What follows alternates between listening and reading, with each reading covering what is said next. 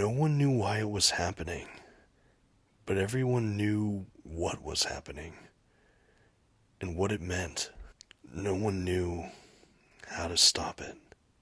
Today on the Comic Book Report, The Resistance by J. Straczynski from AWA Upshot. Stick around and check it out.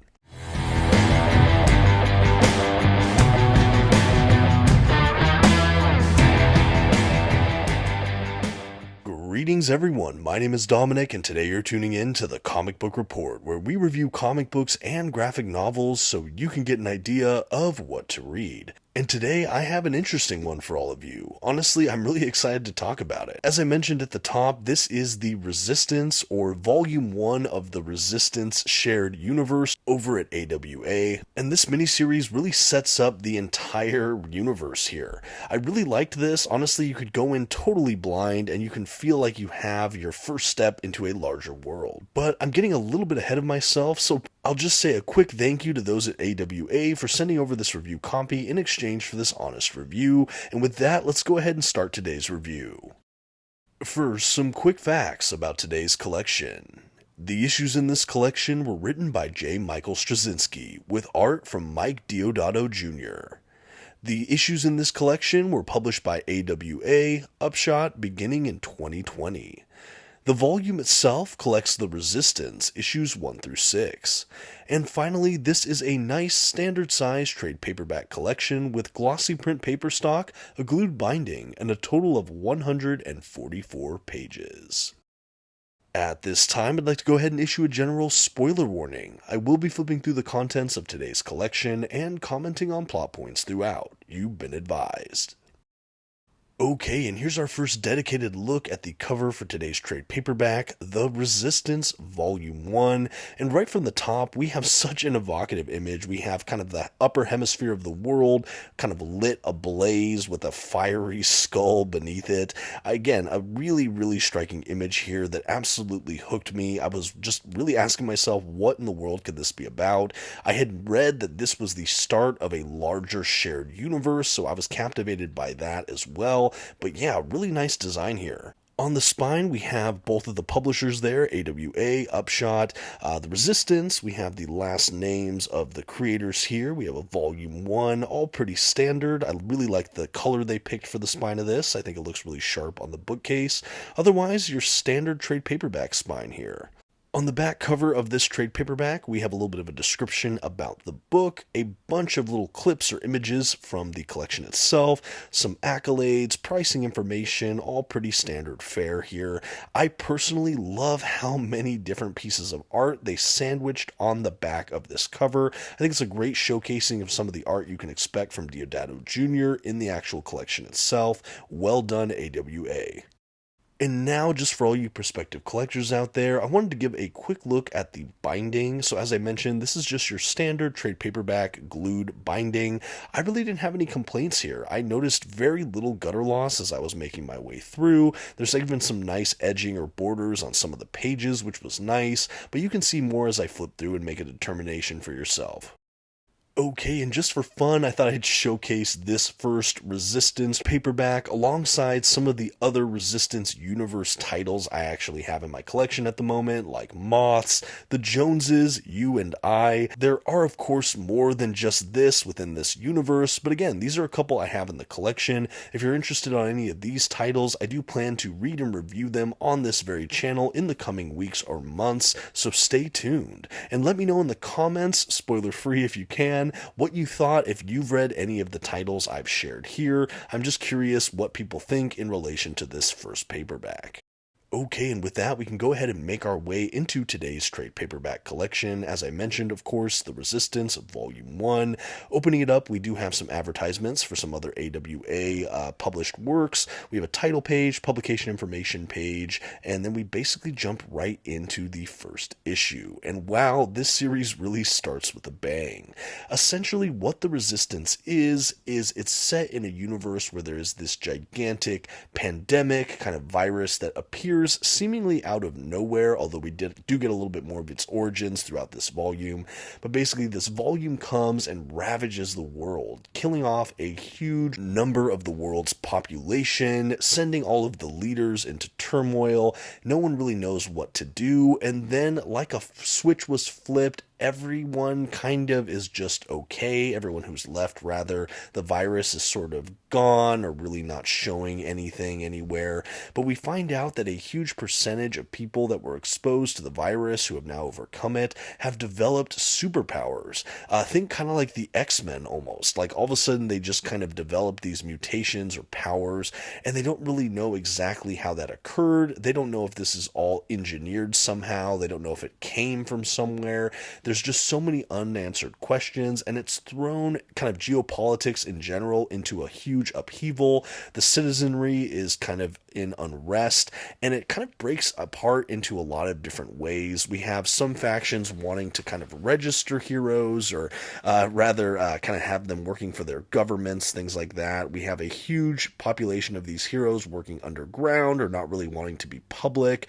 We have a faction of these powered individuals who are known as moths, who basically will manifest their gifts, burn brightly, and then burn out. Basically, once they start using their powers, they have a very limited lifespan, and that's just a percentage of the powered folks. As far as these superpowers that we've seen, there's a lot. There's kind of a fireproof, super indestructible, sort of telepathic, flight, just kind of every superpower you can think. It's sort of represented here, and we do see a handful across this first volume. The title, The Resistance, is really a reference to a group of these superheroes that are basically trying to do things on their terms, their ways, and kind of just trying to fight for right, kind of bucking any of the kind of institutionalism or structured groups that are trying to stop them. And along the way in these issues, we get kind of introduced to a couple core characters that make up this resistance. They're all linked by this telepathic woman who was a twin of another sister who basically we find out was responsible for turning off this virus at the cost of her life. So that's a really fun revelation. We basically discover that the virus came via kind of a meteor or asteroid that crashed on Earth. People exposed to this meteor basically carried this virus unknowingly, and then it just ravaged the world rather quickly in this global pandemic. But yeah, we basically have this one sister responsible for turning the virus off, so to speak, although we don't really know what's going to happen from there. There's actually implications toward the end of this collection that the virus is starting to spread again in certain aspects or spheres.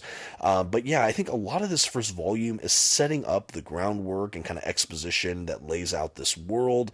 But I think it's done really well overall. There's a lot of wordiness in dialogue, and like I said, the kind of exposition bubbles, because there's a lot of ground they have to cover. But even within this first trade paperback, we have a really good snapshot on, again, geopolitics at the time, the different social groups that seem to emerge in this kind of dystopian future, and just some of a look at our heroes or potentially villains that are these empowered people. There is, of course, some political subtext and overt messaging here, obviously with a global pandemic and some politics being explored. I don't really feel like Straczynski or Deodato really poke too hard or too unevenly, which is nice, but I think people that want to steer clear of any kind of allusion to COVID or powers that be, just be advised there is some politics here, but I think that overall it wasn't overly heavy-handed, or if it was, their instances were fairly brief, and we went back to the action of the superheroes, but just something worth noting. I think actually what this reminds me of more than anything is the Ultimate Invasion over at Marvel Comics. I reviewed that not too long ago. That was a miniseries that kicked off the new Marvel Ultimate Universe, and that's kind of what this reminds me of. It's this kind of miniseries that's more or less self-contained. You don't really need to know anything before picking it up, and it really lays the groundwork for a new status quo, new normal, new comic book universe that all of these other things can tie into. In fact, in this first volume, there's even a little kind of editor's note that says "See Moths," so we even have that Moths trade paperback already tying in a little bit here, and I think that's really fun and fascinating. I really appreciate the vision that Straczynski and Deodato present here. I think that there's enough of a foundational structure within this volume that I'm really eager to read some of the other titles in this universe. Switching over to the art for a second from Mike Deodato Jr., this is a name, of course, I'm familiar with, and the art to me screams like early 2000s great comic book art. Obviously, this was created in 2020, but I still feel like there's a throwback style here in a way I really loved. I think we don't have all of the polish we've come to see with a lot of mainstream comic titles these days, which I enjoyed. I think the art has a lot of texture and really rich shadows and details. Character models are all fully defined, and honestly, the world felt very immersive to me. We jumped from scene to scene, setting to setting, but everything felt very detailed and crisp in a way I really enjoyed, and honestly in a way I haven't encountered in a minute. JMS is one of my more favorite comic book writers, so I knew I'd be inclined to like this. Of course, I loved his run on Amazing Spider-Man. I've enjoyed what I've read of his Thor run and other things across the years, but I was really excited to see him take his hand at a shared universe like this. I know he's also been a really prolific television writer. I know things like Babylon 5, for example. So I knew that this series was in good hands, but I have to say, reading it and seeing the execution within this first miniseries, I think it was pretty daring in its scope, and ultimately I do think it delivered for me with this first volume. There is a bit of a feeling of it's not over, it's just beginning, but I do feel like we have enough that this is the first kind of chapter or prologue arc of this overall world. I am curious, like I mentioned at the top of the video, if you've been reading any of the Resistance universe titles over the last couple years, let me know what you think. Is this universe still going strong? Are you enjoying it? If this first volume is any indication, I think that this is really rich soil for a lot of narrative ground coming forward. As far as extras at the back of this collection go, we have a couple covers and bonus artwork. We have some scripts and outlining work, some pen and ink sketches. Really like that. I love how they kind of gave us a script next to the imagery in its production stages. I thought that was nicely done. Some solicits for other works, and really that is The Resistance from JMS and Mike Deodato Jr. over at AWA Upshot. And now all that's left is to give it a grade. For this rich and well-founded introductory volume for the Resistance shared universe, the Comic Book Report is happy to give The Resistance Volume 1 by J. Michael Straczynski and Mike Deodato Jr. from AWA Upshot a B. This is a well above average read for me. Honestly, I was pretty close to giving it a B+. I really thought all the ingredients of a great series or even universe are all present within this book. Again, there were times it leaned a little political, but overall it really helped enrich the world to give it some of that socio-geopolitical subtext. I just think it all really worked. The art was extraordinary on every page, and it really did leave me ready to check out more titles. I was really excited and overall compelled by the characters and the world they represent. As a huge comic book superhero fan, I thought that this was a really fun introduction to so many and a new world. Anyway, I'm just really excited to see what else AWA has to offer by way of this universe. But again, let me know what you think if you've read The Resistance or any of the other kind of adjacent titles. I again would love to hear that in the comment section. And thank you so much for watching, and a huge thank you again to AWA for sending over this review copy in exchange for this honest review. Until next time, this has been the Comic Book Report. Please don't forget to leave your like, that comment we talked about, and maybe share this video with a friend. Thanks everyone, and have a good one.